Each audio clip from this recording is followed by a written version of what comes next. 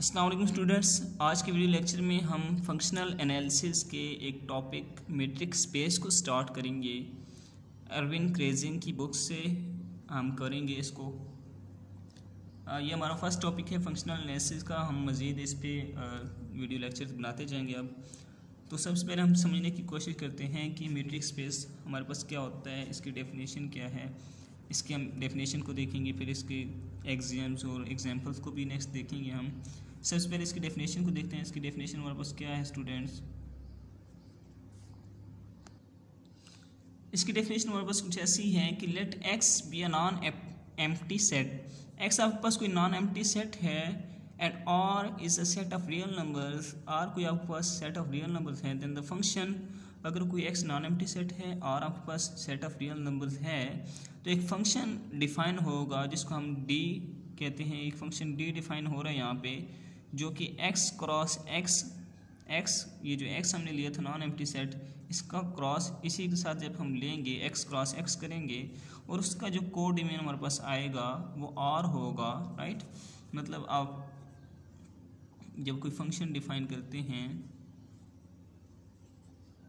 हम जब कोई फंक्शन ए से बी डिफाइन करते थे, लेट्स सपोज यहाँ हम कोई फंक्शन डिफाइन करते थे, ए बी सी, इसके एलिमेंट्स 1 2 3 होते थे। यहाँ से हम यहाँ इसकी तरफ चलते हैं तो इसको हम बेसिकली कैसे लिखते हैं, एक फंक्शन एफ है जो ए से बी की तरफ डिफाइन हो रहा है, राइट।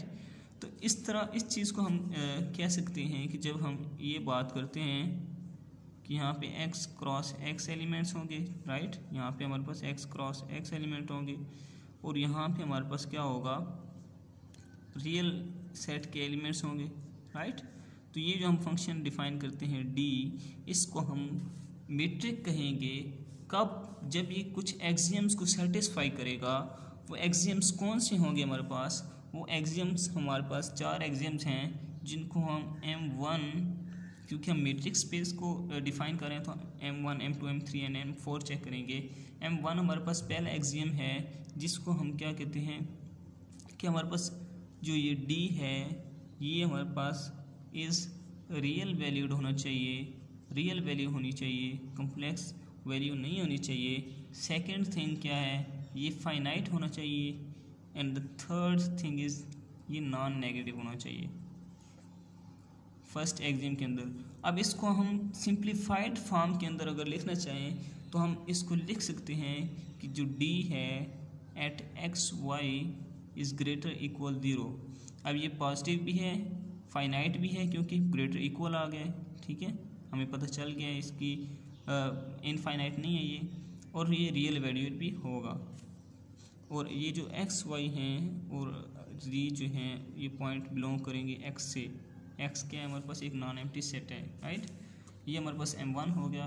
M2 हमारे पास क्या है स्टूडेंट्स, M2 हमारे पास है D x y is equal to 0 if and only if x equal to y. जब x y की इक्वल हो जाएगा तो जो D ऑफ एक्स वाई होगा ये 0 की इक्वल हो जाएगा।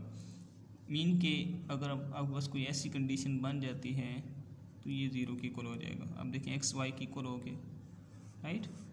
वैसे हम यही चीज़ फाइंड करते हैं एग्जांपल्स के अंदर,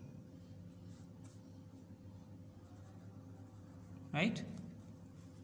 नेक्स्ट हमारे पास है स्टूडेंट्स M3 में हम क्या चेक करते हैं कि D of x y is equal to D of y x, मतलब सिमेट्रिक प्रॉपर्टी है ये हम चेक करते हैं, ठीक है। सिमेट्रिसिटी चेक करते हैं इसकी। M4 में हम क्या चेक करते हैं, D of x y less equal D of x z plus D of z y. ये हमारे पास ट्रायंगुलर इनइक्वालिटी है, ये हम M4 में चेक करते हैं।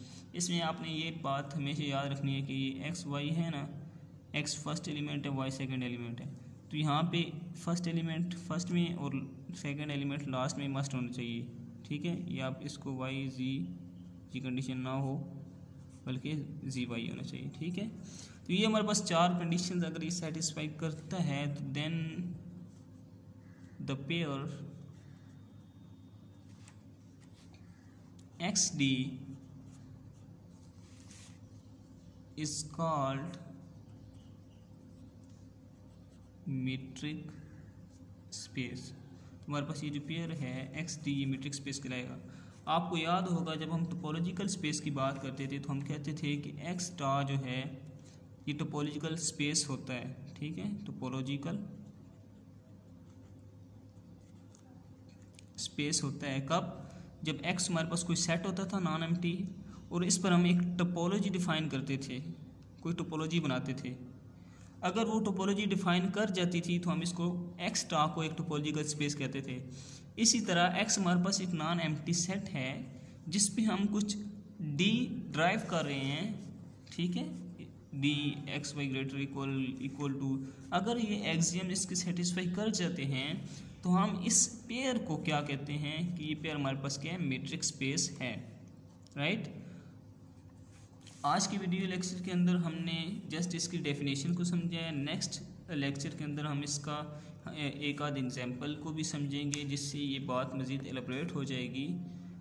आपको अच्छी तरह से समझाने के लिए मैं वीडियो लेक्चर को ज़्यादा लेंथी नहीं करना चाहता, इसलिए हम इसकी एक और वीडियो बना के अपलोड कर दूंगा मैं, आपको बात समझ आ जाएगी।